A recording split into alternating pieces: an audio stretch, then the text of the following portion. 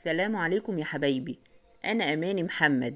الفيديو بتاعنا النهاردة لعشاق الفسيخ. هنعمل الفسيخ مع بعض بطريقة صحية، وهي دي الطريقة الصحيحة لعمل الفسيخ.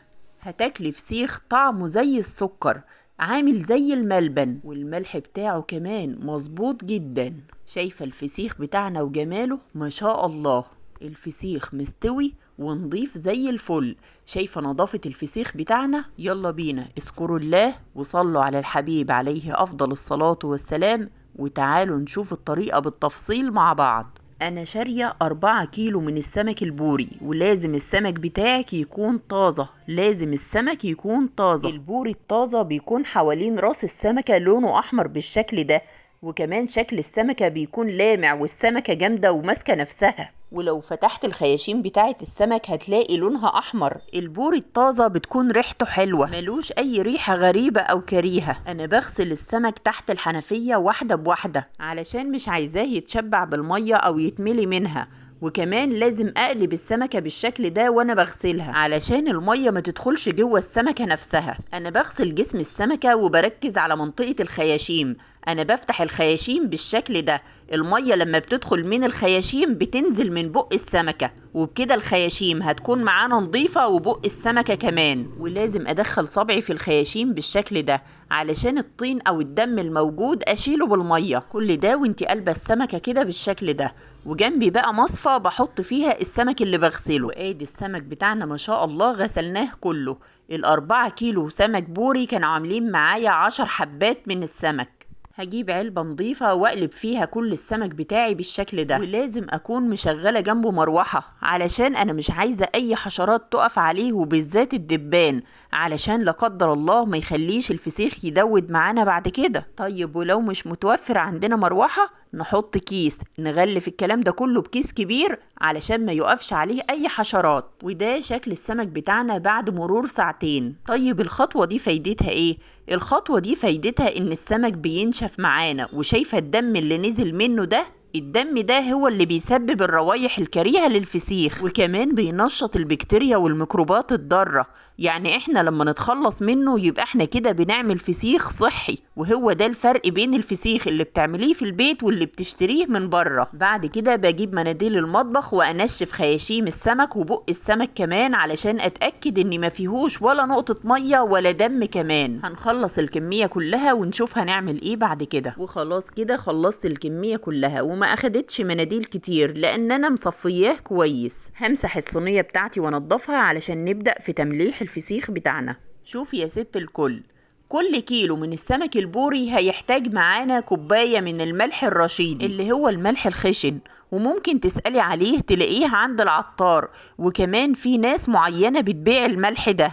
انا عايزاكي بس تشوفي شكل الملح معايا، شايفة خشن ازاي؟ والملح ده ميزته انه ما بيدوبش كله اثناء التمليح، فعلشان كده الفسيخ ما بيبقاش حادق قوي وبيظبط طعم الفسيخ معانا. طيب انا عاملة 4 كيلو من السمك البوري، يبقى هستعمل 4 كوبايات من الملح الخشن، يعني لكل كيلو كوباية من الملح. والكل كيلو من السمك البوري هحط معلقة صغيرة من الشطة، وهضيف كمان اقل من نص معلقة من الكركم. وشوفي يا ست الكل، انا بحب اشتري الشطة حصى من عند العطار واحمصها انا عندي على البوتاجاز واطحنها في مطحنة الخلاط، ده علشان اضمن انها شطة نظيفة لا قدر الله ما تتسببش بعد كده ان الفسيخ يدود منك. وشوفي بقى كمان الكركم والشطة يعتبروا مادة حافظة حلوة قوي للفسيخ، وكمان الكركم بيخلي لون الفسيخ كده ذهبي وتحفة، بس ما تكتريش منه علشان الفسيخ بتاعك ما يبقاش طعمه مر. وعلى فكرة ممكن تستغني عن الكركم والشطة لو مش حابة تضيفيهم، بس انا عايزاكي تضيفيهم وتشوفي الفرق. يا ريت بقى قبل ما نبدأ التمليح اننا نلبس جوانتي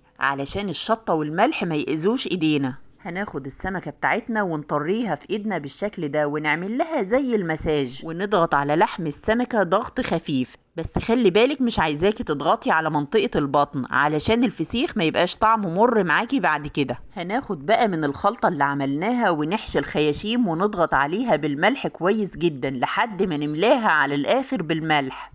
وكمان هحط شوية من الملح في بق السمكة بالشكل ده. خلي بالك انا دايما اقول على راس السمكة انها بيت الداء، يعني هي اول جزء في السمكة لا قدر الله ممكن يبوظ. ملحوظة بقى كمان حضرتك، كل ما كان حجم سمك البوري كبير كل ما ادالك نتيجة افضل طبعا، يعني بتبقى الفسيخة كلها لحم من جوه. الحقيقة لما رحت السوق علشان اشتري البوري ما لقيتش غير الحجم ده. الكمية اللي معايا دي 4 كيلو من السمك البوري، وكانوا عاملين معايا 10 حبات من السمك، والكيلو كان ب150 جنيه. بس ايا كان سعر السمك انا بحب اشتريه واعمل الفسيخ في البيت، ويكفي اني باكل فسيخ عارفة هو معمول ازاي، معمول بمنتهى النظافة. وخلاص كده انا خلصت الكمية كلها. هجيب بقى كيس نظيف ويكون ده اول استعمال ليه. يعني ايه؟ ما تكونيش استخدمتيه في اي حاجة وتعملي فيه الفسيخ، لازم يكون ده اول استعمال له. وهرش فيه رشة من الخلطة اللي عملناها، وهرص الفسيخ بتاعي راس فديل، يعني كل سمكة عكس اللي جنبها. وبعد كده ارش رشة من الخلطة اللي عملناها اللي هي خلطة الملح والشطة والكركم. وهعصر كمان ليمونتين،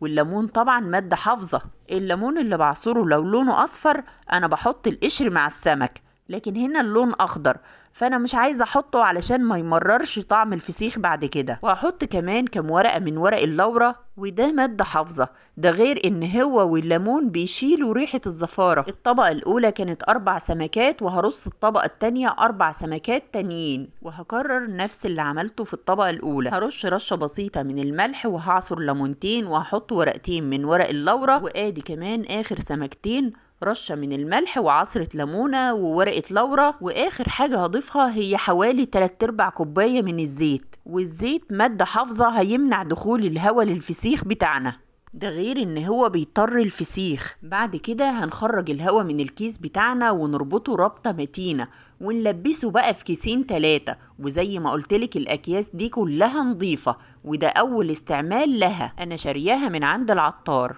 الفسيخ ده انا عملته في شهر رمضان والجو ما كانش حر، فعلشان كده انا ما فتحتش عليه الا بعد مرور 10 ايام. احنا اكلناه تاني يوم العيد، وبألف هنا وعافية لكل اللي اكل منه. عايزة اقولك الفسيخ كان تحفة، اقسم بالله كان روعة روعة، شكله وريحته وطعمه كمان كان ممتاز ممتاز. طبعا شهر رمضان عدى ودخلنا في الحر خلاص. خلي بالك بقى لو هتعملي الفسيخ في الايام دي شوفي حرارة الجو. الفسيخ في الجو الحر ممكن ياخد معاكي من 6 ل7 ايام، ما يزيدش عن كده، وده على حسب درجة حرارة شقتك. ممكن تكون شقتك طراوة شوية، وممكن تكون شقتك حر قوي فياخد معاكي 6 ايام بس، وممكن كمان 5 في الجو الحر قوي. نرجع بقى للسمك بتاعنا، لازم احطه في علبة بالشكل ده، وكل يومين كنت بقلبه، لاني زي ما بقولك كنت عاملاه في شهر رمضان والجو ما كانش حر قوي. اما لو بتعملي الفسيخ والجو حر قلبيه كل يوم، لانه مش هيقعد ايام كتير، هتقلبي الفسيخ كل يوم. لو عندك بقى ضلفة مطبخ وهتحط العلبة دي فيها وتقفلي عليها يبقى تمام، عايزينها في جو مظلم. اما لو ما عندكيش زي حالتي كده، انا حطيتها في طبق بلاستيك وغطيتها بقماشة كبيرة، وغطيتها كمان بطبق بلاستيك تاني فوق القماشة، وكنت بفتح عليه كل يومين علشان اقلبه واقفل عليه تاني. هنا بقى ده كان شكل الفسيخ معايا بعد مرور 10 ايام بالضبط. شايفة الفسيخ معانا ما شاء الله زي العسل، قمر والله يا ولاد. اتمنى الفيديو يكون عجبكم، ولو عجبكم ما تنسوش لايك للفيديو واشتراك معايا في القناة وتفعيل الجرس علشان يوصلكم كل جديد بإذن الله. وما ننساش ندعي لمرضانا جميعا بالشفاء.